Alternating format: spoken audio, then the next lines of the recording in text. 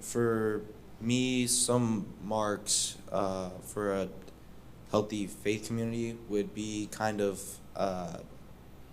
just, I know I've said this a lot, like being someone that people can talk to, like I said, faith, life, whatever. Just like being able to talk about what God's doing in their life, what they need to improve on, so I can be there to help them. I think I'm going to tout small groups as super important as a way to connect with people on a deeper level. I've been in a lot of small groups over the years at Christ City, and just the relationships you can form are so valuable. And even if you don't connect with each other necessarily like socially outside of small group, even just knowing what's going on in each other's lives and hearing how God is working is so important, and knowing that people are praying for each other. So I would say if you're not involved in a small group, or if you're somewhat involved in a small group, I think it's really important to find one you can really plug into. I also would just say simple things like checking in on your people is so valuable. I've had to figure out what community looks like for me in different life seasons and with different levels of capacity. And I try not to feel guilty about the fact that I can't show up for people like I used to be able to. So now a lot of times it's, if someone's on my mind, sending them a text message and praying for them, and then texting them to let them know that I'm thinking about them. Or if I know someone's going through something, just checking in and seeing how they're doing, I think is super valuable. And it's something I can do anytime I'm sitting there with my phone. So how we can get plugged in, okay. So getting involved. I've also had seasons in my life where I felt like where I was missing community, and later found out that, or I was missing community and kind of feeling sorry for myself and wishing people would reach out to me.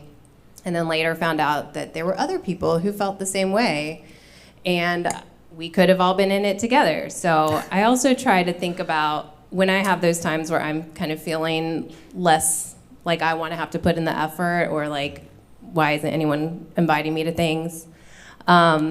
It's a reminder that it's on me, and there could be other people who are feeling the same way, and to kind of look around and think about who else might be feeling disconnected and how we can connect with each other.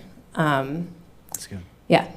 And then there's, people send meal trains. I try to bring food to people, and that's something I enjoy doing. So feeding people, it's always inconvenient. It's never convenient to make somebody food and deliver it to them during rush hour or whatever it might be. So it is a sacrifice, but it's something that I decided was such a blessing to us, has been a blessing to us. And so I tried to do that for other people. But I think we all have different giftings, and you have to figure out what it looks like for you. And if hospitality isn't your thing, there's plenty of other ways to show up for people. So it also can look very different. Yeah, I certainly would echo what both of you have said. I would also plug small groups. I would really plug all the things that are happening in May. Y'all, there's a lot. Okay, so just ChristCityDC.org/upcoming. You can see it all. Great opportunities, like lots of different kinds of spaces to kind of be able to step into and engage with someone else. So there's my super practical one. Come to Sing in May. That's a great first step. I think I went a little bit more internal with sort of what is a next first step, whichever you would want to say. I think the first thing I would say is just embrace the awkwardness. I think that you're gonna feel weird, and that doesn't end even after like you've known somebody for 10 years. Sometimes you get in a situation and you're just kind of like, we've never been in this situation before. This is kind of weird. It is awkward to meet new people. It can be awkward to be like, I'd like to share my life with someone. Do you want to hear about my life? Like, I don't know. I want to hear about your life, but I don't want to be weird about it. Like, I think that there's just a certain amount of awkwardness to just accept and embrace and lean into. We're leaning into the awkwardness, Christ City. Let's just lean in this May.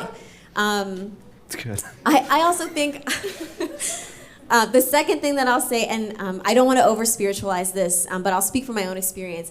I really think that asking the Spirit to just kind of show you where to be open to community, there are opportunities and pockets that are prepared for you. I just really believe that. And I think recently my family just kind of went through this season of discernment where we're having to make this kind of big decision.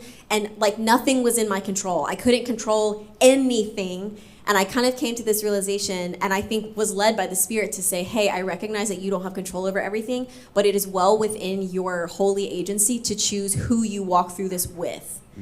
And then there were people that came to mind of like, I should reach out to this person and ask them humbly to steward their experience and help me walk through this decision. And that to me was building community. I feel like the door was being opened to me for, I need some help. I need help. So I think the last thing I'll say is ask for help. Like, if you've just got something, be generous with your vulnerability. Be generous with your own need. I need help. It can be something very simple as like, I need somebody to come mow my lawn. Jake, can you help me? You know, like, I need some help. Perfect. There's something that I need. I need prayer. I literally just need a dinner with someone to not talk about my day and just sit and eat with someone. Like, there are multiple things, but just embracing the awkwardness, recognizing where the Spirit might be already kind of like preparing a space for you, and being honest about what you need and asking for it.